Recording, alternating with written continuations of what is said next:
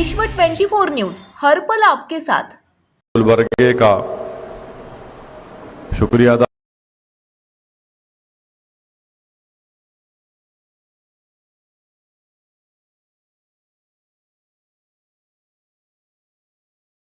का और आप तमाम हजरात का कि आपने बड़ी मेहनत की। अल्लाह सुब्हाना व तआला ने, मैं समझता हूँ कि हमको इतनी बड़ी कामयाबी नहीं मिली जिसका उम्मीद कर रहे थे, मगर कामयाबी ये ज़रूर मिली कि अल्हम्दुलिल्लाह आप तमाम ज़िम्मेदारों का हमको आपका साथ मिला, आपका एतमाद मिला। और मुझे यकीन है कि आप तमाम के एतमाद, आप तमाम के साथ की बुनियाद पर इंशाअल्लाह ताला हम अपने सियासी सफ़र को जारी और सारी रखेंगे। और मुझे यकीन है कि अगर हम मेहनत करते रहेंगे तो इंशाअल्लाह ताला ना सिर्फ गुलबर्गा शुमाल की असम्बली सीट बल्कि गुलबर्गे ज़िले में जितनी असम्बली की सीटें हैं वहाँ से मजलिस इंतखाबात में हिस्सा लेगी। और इंशाअल्लाह ताला अल्लाह सुब्हानहू व तआला आपकी दुआओं और आपकी मेहनतों की बुनियाद पर अल्लाह हमको कामयाब और कामरान करेगा। तो मैं अपने जमात के ज़िम्मेदारों से भी ये गुजारिश करना चाहूँगा कि अपने हिम्मतों को और अपने हौसलों को बुलंद रखिए। बहुत ही कम वक्त हमको मिला था, हम लोग जिस तरीक़े से तैयारी करना था उस तरीक़े से नहीं कर पाए। यकीनन कहीं ना कहीं कोई कमज़ोरी भी होगी और इंशाअल्लाह ताला हम उन तमाम कमज़ोरियों को दूर करेंगे और एक नए जद्दोजहद और नए हिम्मत और हौसले के साथ अपने काम को जारी और सारी रखेंगे। मैं यहाँ आने से पहले हमारे बल्दिया के जो उम्मीदवार थे उन तमाम से मेरी मुलाकात हुई। मैंने उनसे भी गुजारिश की कि वो अपने अपने बल्दी हलक़े में सरगर्म रहें, आवाम से वाबस्ता रहें, आवाम की तकालीफ़ को, उनके मसाइल को हल करने की कोशिश करें। और मैंने उन तमाम उम्मीदवारों से इस बात का वादा भी किया है कि अगर वो अपने अपने बल्दी हलक़े में हरकत में रहेंगे, आवाम के मसाइल को समझते रहेंगे, काम करते रहेंगे, तो इंशाअल्लाह ताला आइंदा जब 5 साल के बाद बल्दिया के इंतखाबात होंगे, अगर वो सरगर्म रहे, आवाम से वाबस्ता रहे, तो मुझे कोई इस बात की शिकायत नहीं होगी कि मैं दोबारा मजलिस उनको वहाँ से अपना उम्मीदवार बनाए, क्योंकि हमको काम करना है और आवाम का एतमाद और आवाम के दिल को जीतना है। और मुझे यकीन है कि इंशाअल्लाह ताला जो इलियास सेठ साहब ने मेहनत की, जुस्तजू की, इंशाअल्लाह ताला वो ज़रूर रंग लाएगी। मैं क्योंकि ये हमारे जमात के ज़िम्मेदारों का और कौम और मिल्लत के ज़िम्मेदारों का इजलास है, मैं आपके बताना ज़रूरी समझता हूँ कि जब मैं पहला असम्बली का इलेक्शन लड़ा था 1994 सितंबर या अक्टूबर का महीना था, मजलिस इत्तेहादुल मुस्लिमीन की तरफ से मैं वाहिद रुकन असम्बली कामयाब हुआ था। मजलिस के उस ज़माने में 4 अराकीन असम्बली थे, शिकस्त हुई और सिर्फ मैं अकेले कामयाब हुआ। मैंने मेहनत की, हमारे बुज़ुर्गों की हिदायत पर अमल किया, हमारे वालिद मरहूम की सरपरस्ती हासिल थी, उनकी नसीहतें मेरे लिए आज भी एक कीमती असासा है मेरे लिए। हमने मेहनत की और उसके 1.5 साल के अंदर जब पार्लियामेंट का इलेक्शन हुआ 1996 का, तो मरहूम क़ायद साराह मिल्लत के ख़िलाफ़ मौजूदा नायब सदर जमहूरिया जनाब वेंकैया नायडू साहब इंतखाबात लड़ने हैदराबाद को आए थे।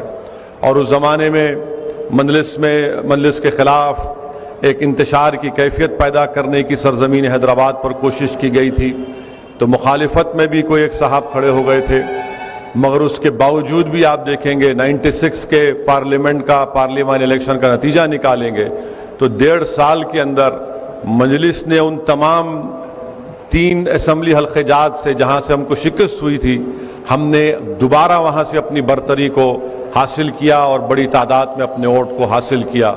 और फिर उसके बाद 98 में फिर पार्लियामेंट का इलेक्शन हुआ, अल्हम्दुलिल्लाह वही नतीजा निकला। 99 में जब असम्बली का इलेक्शन हुआ तो मजलिस इत्तेहादुल मुस्लिमीन ने उन तमाम असम्बली सीट पर कामयाबी हासिल कर ली थी जहां पर 5 साल पहले हमको कामयाबी नहीं मिली थी। तो मैं अपने तमाम जमात के ज़िम्मेदारों से, अराकीन से میری ان سے پرخلوص گزارش ہے کہ اپنے حوصلے کو بلند رکھیے اور اللہ کی ذات پر پہلے سے زیادہ توکل کریے اور محنت کریے، جستجو کریے، اور میں بھی یہ کوشش کروں گا کہ انشاءاللہ تعالی مہینے میں کم سے کم ایک دن گلبرگہ ضلع میں آؤں، نہ صرف گلبرگہ شہر بلکہ گلبرگہ ڈسٹرکٹ میں جہاں پر بھی ہماری تنظیم مضبوط ہوگی وہاں پر بھی ہم جائیں گے، چاہے وہ جلسہ ہوگا یا اس طرح کا اجلاس ہوگا یا پھر ذمہ داروں سے ملاقات ہوگی تو میں انشاءاللہ تعالی ضرور آؤں گا۔ میرا بھی مقصد یہی ہے، جماعت کا پیغام یہی ہے، جماعت کا نصب العین بھی یہی ہے کہ بھارت کی جمہوریت میں مسلمانوں کی ایک سیاسی قیادت بنے، مسلمانوں کے ایک لیڈرشپ بنے، مسلمانوں کی ایک سیاسی آواز بنے، مسلمانوں کی ووٹ کی اہمیت دوبارہ پیدا ہو، مسلمانوں کے ووٹ کی اہمیت دوبارہ پیدا ہو۔ اور جب یہ چیزیں اسی وقت ممکن ہوگی جب ہم تمام متحد ہو کر اپنے ایک مرکز سیاسی سے وابستہ ہو کر اپنی جماعت مجلس اتحاد المسلمین کو مضبوط کریں گے۔ یقیناً ہم مختلف مسلک سے اور عقیدت سے عقیدے ہمارے ہو سکتے ہیں، مگر یاد رکھیے وطن عزیز کے جو حالات ہیں وہ حالات ہم کو اور آپ کو پکار کر یہ کہہ رہے ہیں کہ آپ کو اپنی ایک سیاسی قیادت کو بنانا ضروری ہے۔ میں پھر سے اس بات کو دہرا رہا ہوں کہ میں گلبرگے کے اس تاریخی روحانی شہر کو آنے کا مقصد ایک ہی ہے کہ یہاں سے آپ کی ایک زمینی سطح سے آپ کی لیڈرشپ پیدا ہو، آپ کے ووٹ سے آپ کا نمائندہ کامیاب ہو، تاکہ کرناٹکا کی اسمبلی میں جا کر وہ مظلوم عوام کی ایک آواز بن سکے۔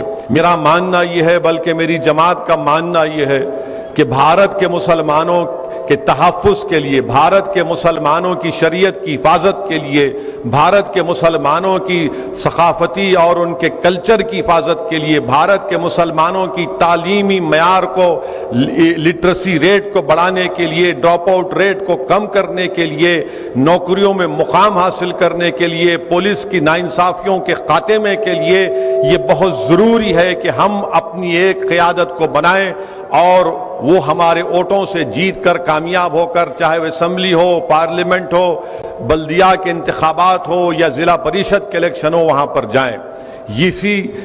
اسی کے اوپر مجلس اتحاد المسلمین کام کرتے جا رہی ہے، کام کرتے آ رہی ہے، اور یہ مجھے یقین ہے کہ انشاءاللہ تعالی میں اس دنیا میں رہوں یا نہ رہوں، یہ کام اللہ اپنے فضل سے، اپنے کرم سے، نبی کریم صلی اللہ علیہ وسلم کے صدقے اور طفیل سے یہ کام جاری اور ساری رہے گا۔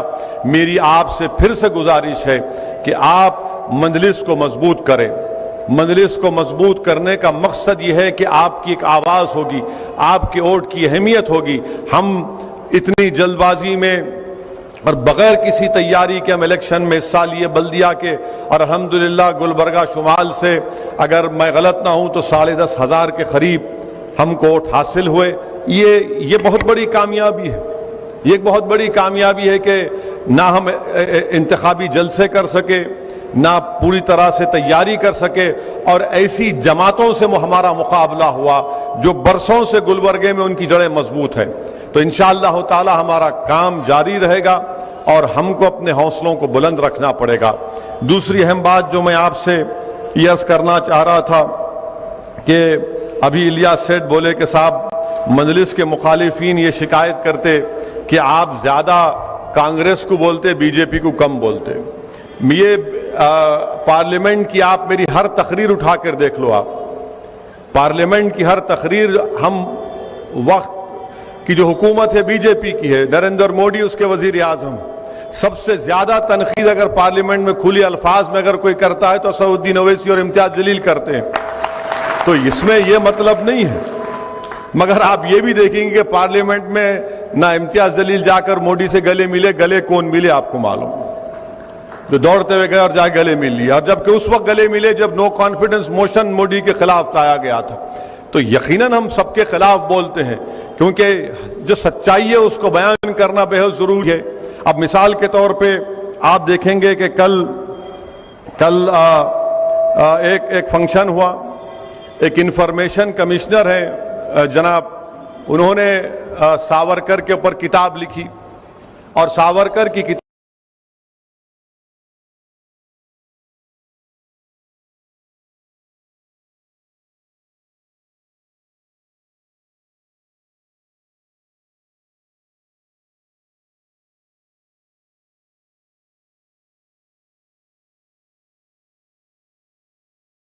مجھ سے کہا کہ یہ باتیں کہیں، اس پر آپ تبصرہ کریے.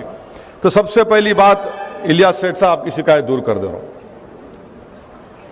اور کانگریس والوں کو بھی شاید سن کے تھوڑا اچھا دیکھیں گا. تو وزیر دفاع نے یہ کہا کہ ساورکر نے جو انگریزوں کو معافی نامے کے خط لکھے تھے وہ مہاتما گاندھی کے بولنے پہ لکھے تھے.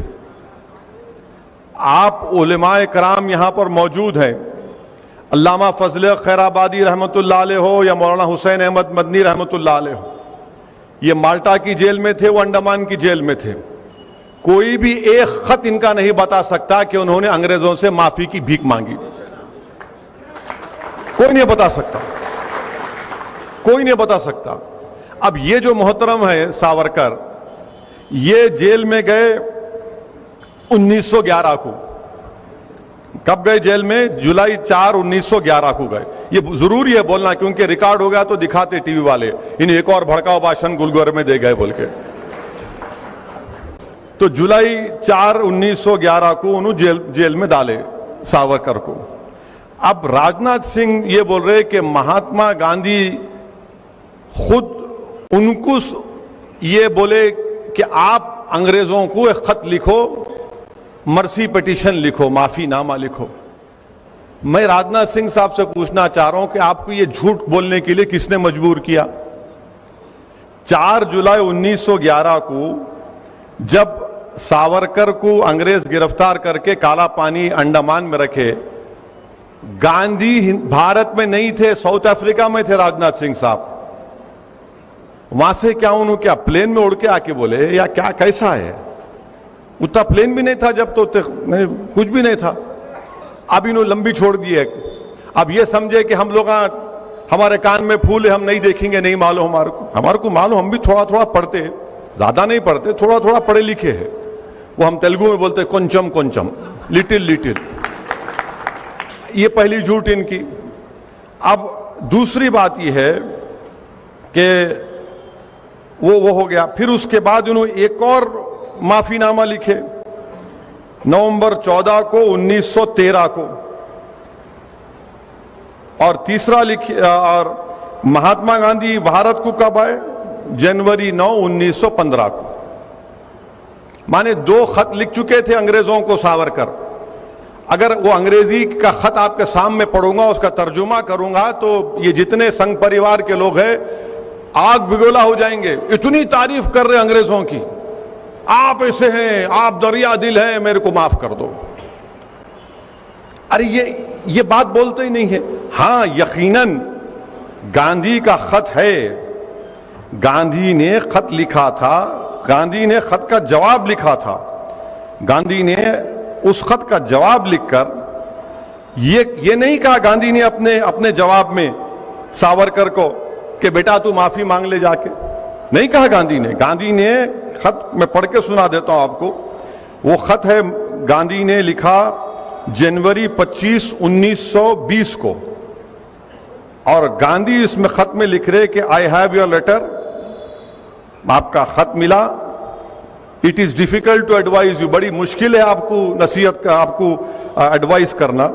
میں آپ I suggest however you are framing a brief petition setting forth the facts of the case, bringing out in clear relief the fact that the offense committed by your brother was purely political. Gandhi ان کو یہ مشورہ دے رہے کہ آپ ایک petition انگریزوں کو لکھو، اور جو جرم آپ کے بھائی سے ہوا یہ بولو کہ وہ سیاسی جرم تھا.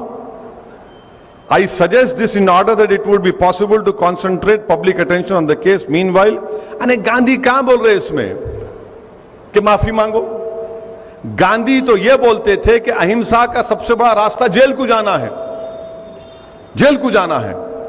اور موصوف کو کالا پانی میں ساورکر کو جیل میں ڈالے، 8 مہینے کے اندر ہی خط لکھ دیا انہوں پہلا. اب راجناتھ سنگھ بولتے کہ ہمارے وزیر دفاع ہے کہ گاندھی نے ان سے کہا تھا. گاندھی نے کہا گاندھی تو جنوری 25 1920 کو خط لکھے، اس سے پہلے تو موصوف 2 خط لکھ چکے تھے. تو اب یہ بی جے پی کا مقصد کیا ہے کہ ساورکر کے بارے میں بڑا اچھا تاریخ میں یہ بھی آیا، میں ایک سیاست کا طالب علم ہوں، 1990 تک بی جے پی ساورکر کا نام ہی نہیں لیتی تھی، ہندوتوا کا نام بھی نہیں لیتی تھی. یہ اڈوانی نے شروع کیا ہندوتوا اور ساورکر 1990 میں، اس کے بعد سے سب شروع ہو گئے. اچھا، ساورکر کی تاریخ کیا ہے؟ ساورکر کی تاریخ یہ ہے کہ ساورکر نے، میں آپ کو بتا رہا ہوں کہ ساورکر نے، اب یہ ہم بی جے پی والوں پہ چھوڑ دیتے، آپ جھوٹ ہے سچ ہے بولو. ساورکر نے 1900 آزادی ملنے کے بعد 1947 میں، کیا ساورکر نے نہیں کہا تھا کہ میں ترنگے کو نہیں مانتا ہوں، میں بھگوا رنگ کو مانتا ہوں؟ کہا تھا ساورکر نے یہ بات. تیسری بات، ساورکر نے یہ بھی کہا تھا کہ ہندو بادشاہوں کا یہ کام تھا کہ وہ مسلم خواتین کی عزت لوٹتے، ان کا ریپ کرتے تاکہ جنگ جیت جائے. چوتھی بات ساورکر نے یہ کہا تھا کہ جب نیتا جی سبھاش چندر بوس انگریزوں سے غلامی کو ختم کرانے کے لیے بھارت کے لوگوں سے بول رہے تھے کہ آؤ میری انڈین نیشنل آرمی میں آؤ، تو ساورکر لوگوں کو بول رہے تھے نہیں تم انگریزوں کی فوج میں جاؤ. چھٹی بات، ساورکر یہ تاریخ میں یہ میں کوئی اپنے دل سے نہیں، اس سے نہیں منا رہا ہوں میں. 1939 میں کانگریس اور تمام مجاہدین آزادی نے فیصلہ لیا کہ ہم تمام اپنے اپنے وزارت کے عہدوں سے استعفا دیتے، تو ساورکر لنگنگٹو وائسرائے کے پاس جا کے بولے نہیں ہم نہیں دیتے، ہم آپ کے ساتھ ہیں، ہم آپ کے ساتھ ہیں. اچھا، یہ بار بار بولتے ہیں مسلمانوں کو ٹو نیشن تھیوری.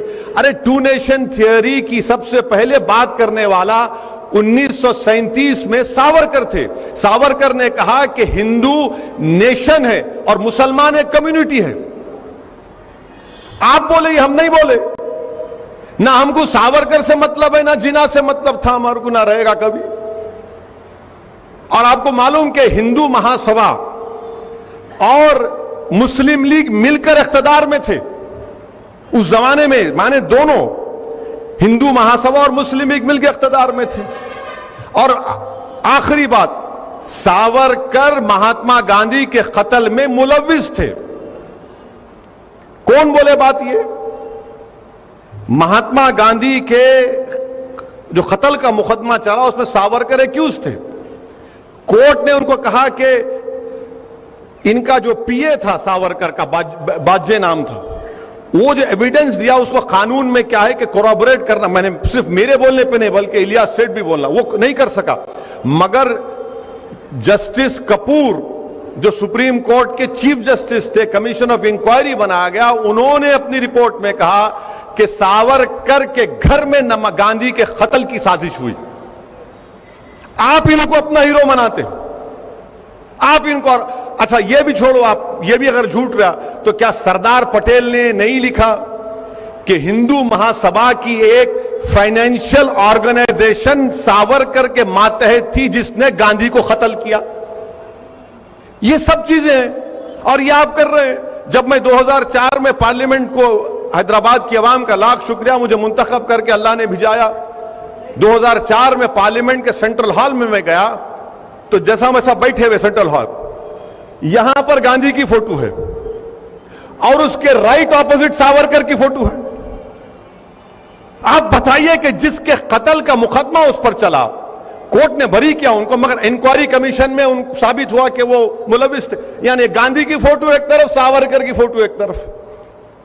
تو یہ کیا ہو رہا ہے ہمارے ملک میں؟ پھر خود وزیر دفاع اس طرح کی اگر بات کریں گے، اور پھر Mohan Bhagwat R S S کے سرسنگ چالک بول رہے نہیں ساورکر اردو بڑی اچھی بولتے تھے، غزل لکھتے تھے، انہوں مسلم دوست تھے. کہتے غزل لکھے تو مسلم دوست ہو جاتے. آج میڈیا والے میں سے پوچھے ملا تمہارے ان کو تاریخ نہیں معلوم، مہاتما گاندھی کے قتل کا جو ایف آئی آر تھا وہ ایف آئی آر بھی اردو میں لکھا گیا تھا. ایف آئی آر بھی اردو میں لکھا گیا تھا کہ ملزم 1 ملزم 2 دفعہ 302. ساورکر نے اردو سے نفرت کا اظہار کیا تھا، وہ بھی ریٹن ہے. یہ لوگ یہ سمجھتے کہ کوئی جانتا نہیں ہے، اپنی لمبی لمبی جھوٹ چھوڑ کے نکل جاؤ، کوئی پکڑے گا نہیں. ارے تو ہم جانتے نا، تھوڑا بہت پڑھے، ہم بھی علماؤں کی صحبت میں ان کے پیروں کے پاس بیٹھ کر ہم بھی سیکھے، ہم بھی جانتے ہیں. تو آج ان کو آپ بنا رہے ہیں کہ انہیں بڑے وہ تھے. ارے کہاں تھے بھائی؟ گاندھی کے قتل میں یہ تھے. ساورکر نے یہ بھی کہا کہ ہٹلر نے جو جرمنی میں یہودیوں کو ختم کیا وہ صحیح تھا، کیونکہ یہودی جرمنی سے اندر نہیں مل سکے، اسیمیلیٹ نہیں ہو سکے. ارے فاشزم کی تائید کرتے تھے اور ہم کو سکھا رہے ہیں. اور سب سے بڑی بات یاد رکھیے، بی جے پی اور سنگھ پریوار جو کانگریس کے لوگ بھی آج ساورکر کی تائید کرتے ہیں. کھل کے بولو نہیں مانتے اس کو. ساورکر نے اپنی کتاب ہندوتوا لکھی. ہندوتوا میں ساورکر نے لکھا کہ مسلمان اس ملک سے محبت نہیں کر سکتے، کیونکہ یہ ان کے بابا کی زمین نہیں ہے، نہ ان کے لیے یہ ایک مبارک سرزمین ہے. انگریزی کا لفظ تھا کہ نہ یہ فادر لینڈ ہے نہ یہ ہولی لینڈ. ان کا تو ہولی لینڈ مکہ اور مدینہ میں. ارے مکہ مدینہ کو نہیں پوچھتے، مکہ مدینہ کو ہم خدا نہیں مانتے، ہم زمین و آسمان کے خالق کو خدا مانتے. یہ حقیقت ہے. مگر یہ ان کی کتاب میں لکھا ہوا ہندوتوا ان کی کتاب ہے، پڑھنے اگر پڑھنے کا موقع ملا تو پڑھیے آپ. باضابطہ بول رہے وہ، اور یہ بول رہے کہ مسلمانوں کو یہاں پر سرویٹیوڈ میں رہنا پڑے گا. تو یہ کل ایک وزیر دفاع رہ کر سمویدھان پر، آئین پر اوت لے کر اس طرح کی اگر باتیں کوئی کرے گا تو آپ خود سمجھ جائیے کہ ملک کس راہ پہ جا رہا ہے. میں میڈیا سے بھی کہا اور آج بھی کہہ رہا ہوں کہ ایک دن ایک وقت آئے گا، اسی طرح کی اگر روش برقرار رہے گی، اسی طرح کی یہ نفرت برقرار رہے گی، تو ایک دن آئے گا کہ اس ملک میں بی جے پی سنگھ پریوار کہے گی کہ اب بابا قوم ساورکر ہے، گاندھی نہیں ہے، اور گوڈسے مجاہد آزادی ہے. یہ سلسلہ اگر چلتا رہے گا تو یہ شدت پیدا ہو چکی ہے. یہ تاریخ کو توڑ کر آر ایس ایس جو ہے آدھی سچ بولتی اور پورا جھوٹ بولتی. ان کی حقیقت ہے پوری چیزوں میں. تو میرے عزیز دوستوں اور بزرگوں، یہ ملک کے حالات، اور پھر ہمارے ملک کے حالات، سیاسی حالات یہ ہیں کہ کانگریس ہو یا سماجوادی ہو یا پھر یہ دوسرے جو اپنے آپ کو سیکولر بولتے ہیں، ان کی کوشش یہ ہے کہ سب سے بڑا ہندو کون ہے اس ملک میں، سب سے بڑا ہندو کون ہے اس ملک میں، اور اسی کے لیے کمپٹیشن ہو رہا ہے. آپ دیکھ لو، تھوڑے دن پہلے کانگریس کا ایک جلسہ ہوا تھا، پھر سماجوادی کا بھی ہوا. میں یہ کہہ رہا ہوں کہ میں یہ نہیں بول رہا ہوں کہ میں سب سے بڑا مسلمان ہوں. میں یہ کہہ رہا ہوں کہ اس ملک میں جو ملک کی خوبصورتی ہے، اس ملک کا کوئی مذہب ہی نہیں ہے، بھارت کا کوئی مذہب نہیں ہے. بھارت پورے مذہب کو مانتا بھی ہے، اور اگر کوئی نہیں مانتا تو بھارت اس کو ہی بولتا تو بھی تیری خواہش ہے تو اس پر چل. مگر یہ جو کمپٹیشن چل رہا ہے، اس کمپٹیشن کو آپ کو دیکھنا ضروری ہے. اور یہ تمام سیکولر پارٹیاں یہ سمجھتی ہیں کہ مسلمان کہاں جائیں گا، اس کو تو ہم ایک کونے میں کر کے دبا دیے، لا محالہ ہمارے ساتھ آئیں گے. یہ آپ کو فیصلہ کرنا ہے. کیوں جائیں گے ہم لا محالہ؟ کیونکہ ہم مجبور ہیں ان کے ساتھ جانے کے لیے. اگر آج یہ لوگ اس طرح کا کمپرومائز کرتے جائیں گے تو پھر یاد رکھیے ہماری تہذیب پر، ہماری ثقافت پر، ہماری شناخت کے خطرے پیدا ہو جائیں گے. مجھے اس بات کا خطرہ ہے. میں دیکھ رہا ہوں ان چیزوں کو، محسوس کر رہا ہوں کہ اس طرح اگر ہر چیز کو یہ لوگ نہیں یہ کرنا ضروری ہے، یہ ختم کہاں ہوگا پھر. اور علماء اور مفتیاء اکرام فرماتے ہیں، اولیاء اللہ فرماتے ہیں کہ اگر تم ایک مرتبہ برائی کے دروازے کو کھولو گے تو پھر ختم، پھر یہاں سے نیچے ہی جاتے، آپ اوپر نہیں آتے. کمپٹیشن ہو رہا ہے. اسی لیے میری آپ سے گزارش ہے کہ اس ماحول میں ہم کو اپنے حوصلوں کو بلند رکھنا ہے، اپنی سیاسی طاقت کو مضبوط کرنا ہے. میں پھر سے کہہ رہا ہوں کہ بی جے پی کو ہرانا صرف مسلمانوں کا کام نہیں ہے، بی جے پی کو ہرانا دلتوں کا بھی کام ہے، او بی سیز کا بھی کام ہے، اعلیٰ ذات کے ہندوؤں کا بھی کام ہے بی جے پی کو ہرانا.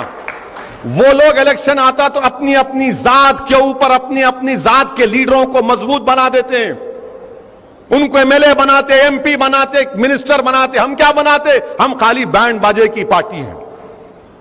جب شادی کی بارات نکلتی دولہے کے گھر سے تو بینڈ باجا اگر کوئی رکھتا ہے, نہیں رکھنا چاہے رکھتے ہیں, تو آپ دیکھو یہ شادی خانے کے باہر بینڈ باجا روک دیتے, اندر مت آ, چل بھاگ. یہ حال ہمارا ہو کے رہے گا, یہ حال ہمارا ہو کے رہے گا. ہمارا کام سالی ووٹ ڈالو, ووٹ ڈالو. نہیں نہیں نہیں, گلبرگہ کا بلدیہ الیکشن ہے, زندگی موت کا فیصلہ ہونے والا ہے. ارے کتنی الیکشن میں زندگی موت کا فیصلہ نہیں ہوا, اور پھر ہم روز مرتے, اس کے بعد کوئی پوچھنے والا نہیں ہے. ابھی ہمارے بھائی بتا رہے تھے کہ کانگریس کے 2 لیڈرز, کیا نام ہے ان کا, اجے سنگھ صاحب اور پرمیشور صاحب نے بلاری میں جو اسمبلی کا اجلاس ہو رہا, ہمارے بھائی بتا رہے, اس میں انہوں نے مطالبہ کیا کہ تبدیلی مذہب کا قانون لے کر آؤ. تبدیلی مذہب کا قانون آپ بول رہے لے کے آؤ. کلیم صدیقی صاحب کو جیل میں ڈال کے سڑا رہے وہاں پر, کوئی کیس نہیں ہے ان کے اوپر, صرف تنگ کرنا ہے ان کو. اور اس چارج شیٹ میں ایک بہت بڑے مولانا جو ایم پی, ان کا بھی نام لکھ دیا گیا ہے. وہ وکیل صاحب میرے کو بھیجائے, میں دیکھ کے تعجب کرا, کہاں سے کہاں ملا دے رہے. آپ بول رہے کہ دھرماتن کا مانے تبدیلی مذہب کا قانون لے کے آؤ. کیا یہ پالیسی ہے کانگریس پارٹی کی؟ کیا آپ بول رہے, آپ کے بڑے بڑے لیڈرز بول رہے کہ کنورژن کا قانون لے کر آؤ بلاری میں جو اسمبلی کا اجلاس ہونے جا رہا ہے؟ میں مذہب اگر بدل رہا ہوں, اگر کوئی اسلام قبول کرتا ہے تو ملک کو کیا خطرہ ہے اس میں بتاؤ میرے کو تم. اگر میں اشہدو ان لا الہ الا اللہ و اشہدو ان محمد رسول اللہ کا اقرار کر رہا ہوں تو ملک کو خطرہ نہیں ہے اس میں, ملک مضبوط ہوتا ہے اس میں. کیوں مضبوط ہوتا ہے؟ کیونکہ بھارت کا آئین مجھے اجازت دیتا ہے کہ میں جس مذہب پر چلنا چاہوں چلوں, نہیں پسند آیا مت چلوں. مگر آپ یہ بتانا چاہ رہے ہیں کہ تم اگر مذہب تبدیل کرو گے تو ملک کو خطرہ ہوگا.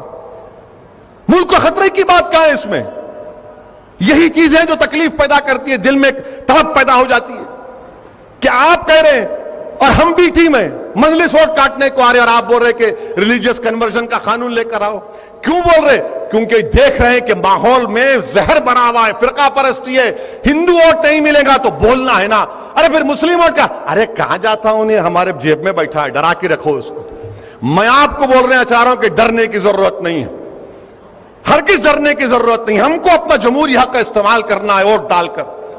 کیا یہ بات بالکل ممکن ہے اور ہو سکتی ہے انشاءاللہ تعالی کہ آنے والے اسمبلی انتخابات میں آپ الیاس سیٹھ کو یہاں سے اپنا خادم بنا کر کرناٹکا کے اسمبلی میں بھیجائیں؟ میرے عزیز دوستوں اور بزرگوں, یہ چیزیں دیکھیے آپ, ایک طرف تو یہاں ساورکر, ایک طرف آپ کانگریس بول رہی کہ بلاری کے اسمبلی کے اجلاس میں یہ کرو. تو یہ ان چیزوں پر آپ تمام کو ہم کو غور و فکر کرنا ہے. ایک متحدہ طور پر ہم کو آگے بڑھنا ہے, اور میری آپ سے گزارش ہے کہ مجلس اتحاد المسلمین کو مضبوط کریے. انشاءاللہ تعالی اور بھی تفصیل ہوگی, تفصیل سے بات چیت ہوگی. میں تو کرناٹکا گورنمنٹ سے یہ کہوں گا کہ جب سابقہ رکن پارلیمان گلبرگہ کو آئے تھے الیکشن ہار کے پہلی مرتبہ آئے تھے نا, الیکشن ہارنے کے بعد پہلی مرتبہ آئے تھے. ہاں 2 سال کے بعد آئے. ہم تو 2 سال میں 10 مرتبہ آ گئے یہاں پر ماشاءاللہ سے. آئے تھے, آئے تو جلوس کی شکل میں آئے نا, تو بھائی 11 ربیع الاول کا جلوس الاؤ کرو نا آپ میلاد کا. انہوں جلوس میں آ سکتے تو ہم جلوس نہیں نکال سکتے. جب کھرگے صاحب کا جلوس نکل سکتا تو رسول اللہ صلی اللہ علیہ وسلم کا جلوس نہیں نکل سکتا. گورنمنٹ کو دینا چاہیے. ارے ٹھہرو ذرا بولنے دو. ارے سنو ذرا, خالی نعرے لگا رہے.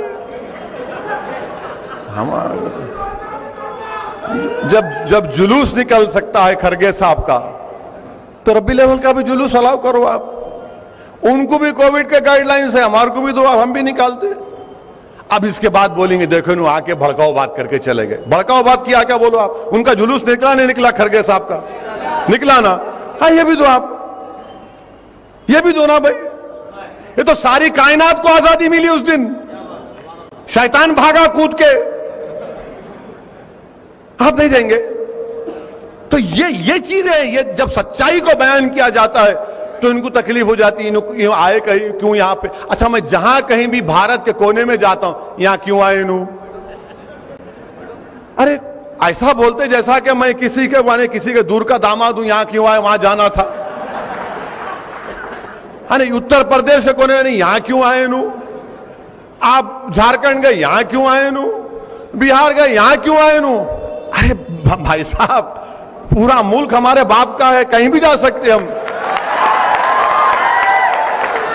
अब नहीं, इसका भी जवाब इसलिए है क्योंकि सावरकर बोले फादरलैंड नहीं है। फादरलैंड है सावरकर हमारा। ये कैसा है? हमारे अब्बा, पूरे कायनात के अब्बा, आपके अब्बा के अब्बा के अब्बा के अब्बा हजरत आदम अलैहिस्सलाम दुनिया में आए तो पहला कदम यहाँ रखे। अब्बा की जमीन पे बेटे का हक नहीं है तो किसका हक होगा फिर?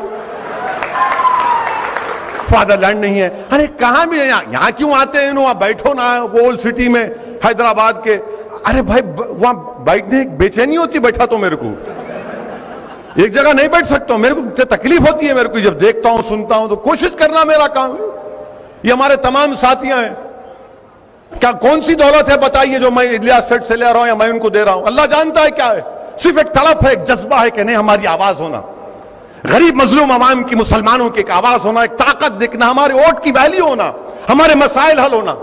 यही तकलीफ है, जो सब चीज है जो नौजवान समझ चुका है। तड़प है नौजवानों में। तो मेरी आपसे गुजारिश है कि आप जितना हो सके मजलिस की मदद करिए, खास तौर से अपनी दुआओं से। रात के अंधेरे में जब आप उठेंगे तो एक लफ्ज इस जमात की कामयाबी के लिए अल्लाह की बारगाह में अर्ज करिए। यकीनन अहले दिल की जबान से निकले हुए कलमात अल्लाह की बारगाह में कबूलियत का बाइस बन सकते हैं। व आखिर दावाना अल्हम्दुलिल्लाह